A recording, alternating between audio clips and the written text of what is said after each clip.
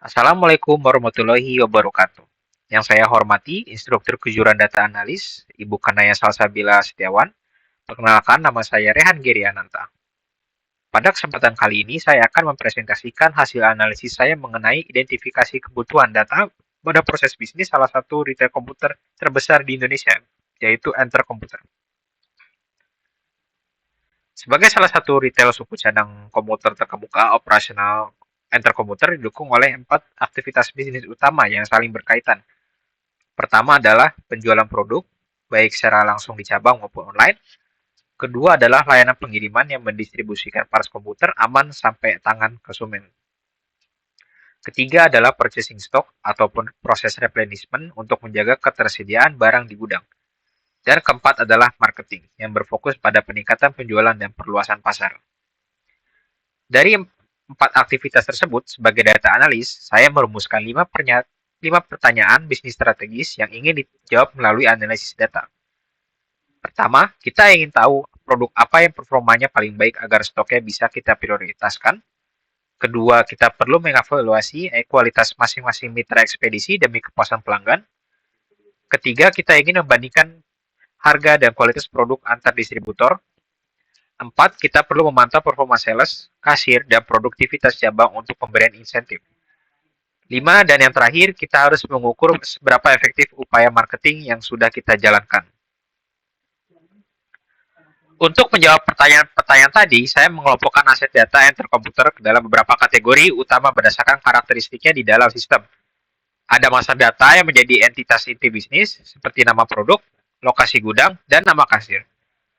Ada transaction data yang mencatat aktivitas real di lapangan, seperti harga transaksi, jumlah produk terjual, dan lama pengiriman.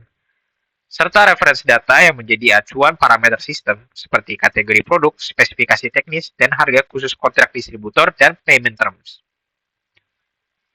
Selanjutnya, untuk mempermudah tata kelola, seluruh aset data di Enter Komputer ini telah saya petakan ke dalam 6 kategori data operasional beserta sumbernya masing-masing.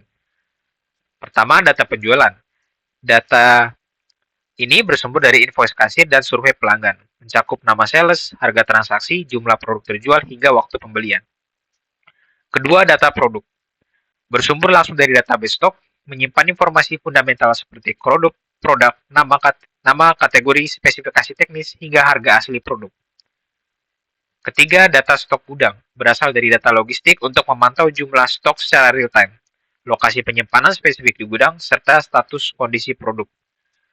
Keempat, data proses pengiriman. Hasil kolaborasi dengan pihak ketiga bersumber dari dokumen kerjasama, database mitra, dan tiket retur. Isinya mencakup nama mitra ekspedisi, lama pengiriman, harga jasa, hingga insiden retur. Kelima, data purchasing. Berasal dari dokumen kerjasama dengan mitra distributor untuk mencatat nama distributor, harga produk dari distributor, serta biaya ongkir pengadaan.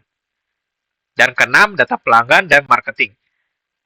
Data pelanggan dikelola melalui sistem CRM, sedangkan data marketing bersumber dari marketing database untuk memantau kode diskon, jumlah diskon yang terpakai, hingga performa media sosial dan WA atau email blast. Tantangan terbesar retail komputer adalah perputaran data yang cepat. Oleh karena itu, model operasional yang data yang diusulkan adalah sebagai berikut. Untuk data penjualan, data purchasing, dan data marketing, menggunakan model terpusat demi menjaga konsistensi finansial dan memudahkan pelaporan ke pimpinan. Untuk data produk, menggunakan model tereplikasi agar seluruh karyawan di frontline bisa mengakses data statis ini tanpa membebani server utama. Sedangkan data stok gudang dan pengiriman wajib bersifat terdistribusi menggunakan teknologi cloud, karena seluruh cabang memerlukan pembaruan data secara akurat dan real time. Agar data yang mengalir ini terpercaya, akuntabilitasnya harus jelas. Di sini saya membagi peran menjadi 3 aspek.